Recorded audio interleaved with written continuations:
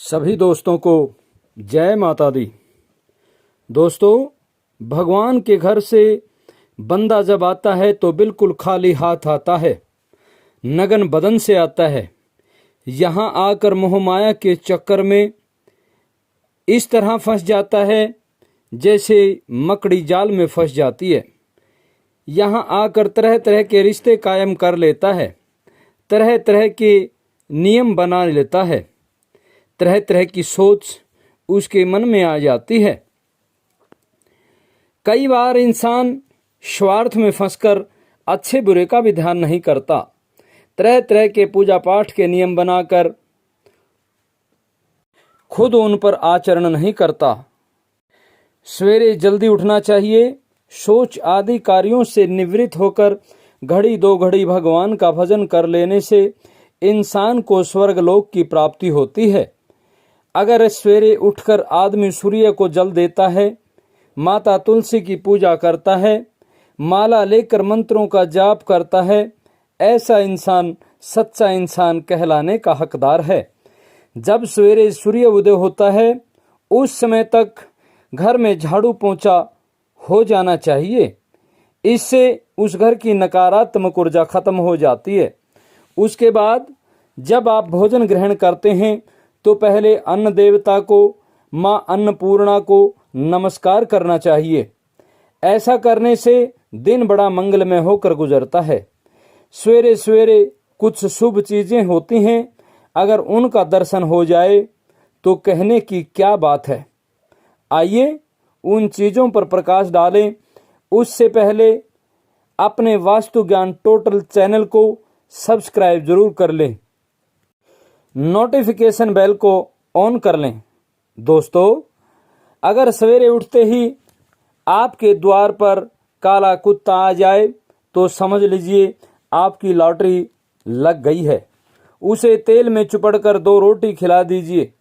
इससे आपका अहित नहीं हो सकता, क्योंकि काला कुत्ता स्वयं बाबा भैरवनाथ की सवारी कहलाता है और बाबा भैरवनाथ स्वयं शिव अवतारी कहलाते हैं। अगर घर के सामने गाय आ जाए तो दिन धन धान्य से परिपूर्ण हो सकता है। अगर गौ माता आपके सामने बैठती है या आपके घर के सामने आकर गोबर करती है तो समझ लेना घर की सारी ओपरी पराई घर से बाहर हो गई हैं। भगवान श्री कृष्ण का आशीर्वाद आपको मिल गया है। अगर कोई पक्षी सवेरे सवेरे आपकी छत पर आता है और आप पूजा पाठ से निवृत्त होकर उसे देख लेते हैं तो यह आपके लिए अति उत्तम है, बशर्ते वह पक्षी सफेद रंग का हो। अगर सफेद रंग के फूल भी नजर आ जाएं तो उससे भी उत्तम है, क्योंकि सफेद पुष्प माँ सरस्वती को बड़े ही प्यारे हैं, इसलिए वहां माँ सरस्वती का भरपूर आशीर्वाद बरसता है। जिस घर के सामने कोई पशु जो पालतू ना हो, अगर वो गोबर कर देता है तो ये और भी शुभ है। ये देखने वाले इंसान का कल्याण निश्चित है। अगर मोर या हंस अपने जोड़े के साथ आपको दिखाई दें तो समझ लीजिए विष्णु भगवान और माँ सरस्वती उस पर मेहरबान हैं।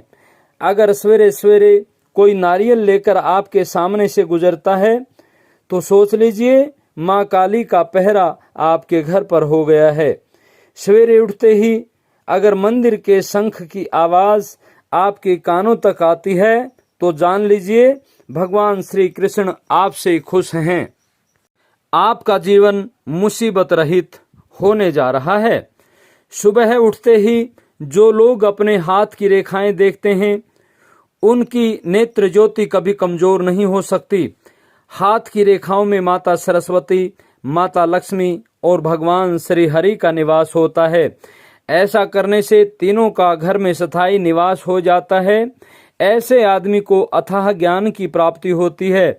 अगर सवेरे सवेरे श्री गणेश जी के दर्शन होते हैं या यूं कहिए कि चूहे के दर्शन होते हैं तो ये खुश नसीबी की निशानी होती है। इससे इंसान को रिद्धि सिद्धि की प्राप्ति होती है। अगर घर में चिड़िया का बार बार आना, काबर का दिखाई देना, तोते आदि का दिखाई देना हो जाए तो जान लीजिए घर में किसी बच्चे का जन्म होने के साथ घर में बहुत बड़ी खुशी आने वाली है। सुबह उठते ही 7 घोड़े वाली तस्वीर या माँ बाप की टंगी हुई तस्वीर उसके दर्शन हो जाएं तो घर की डॉक्टरी बीमारी दूर होने जा रही है। अगर नाचता हुआ मोर आपको दिखाई दे तो किस्मत ऐसे ही नाच नचाती रहेगी खुशियों में।